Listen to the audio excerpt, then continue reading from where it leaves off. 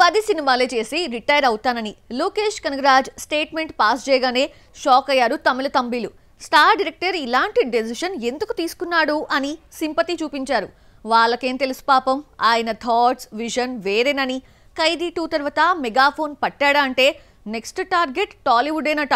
కూలీకి ముందు లోకేష్ కనగరాజ్ మీద క్రియేట్ అయిన హైప్ వేరే, బొమ్మ వచ్చాక జరిగిన డ్యామేజ్ వేరే.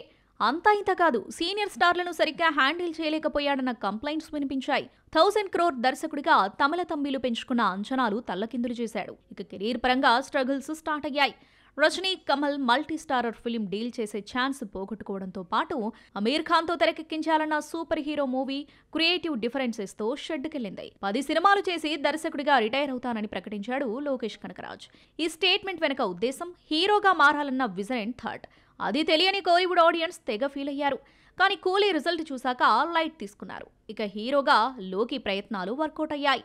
మూవీ కూడా రీసెంట్లీ స్టార్ట్ అయింది. గ్యాంగ్స్టర్ డ్రామాగా తెరకెక్కిస్తున్నాడట అరుణ్ మాధేశ్వరన్. పంజాబీ గుడియా వామిక గబ్బి హీరోయిన్ గా ఫిక్స్ అయిందట.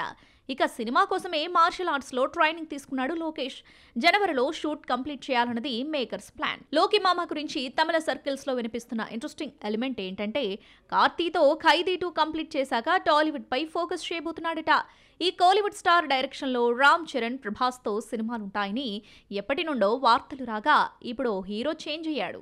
చెర్రీ ప్లేస్ లోకి ఆయన బాబాయ్ పవన్ కళ్యాణ్ పేరొచ్చి చేరింది. అది కూడా మల్టీ స్టారర్ ఫిల్మ్ అట. ఆల్రెడీ ఈ స్టోరీని రజనీ కమల్ కు చెప్పాడని బజ్. ఇప్పుడు ఇదే కథను డార్లింగ్ పవర్ స్టార్ తో ప్లాన్ చేయాలి అనుకుంటున్నాడనేది లేటెస్ట్ బజ్.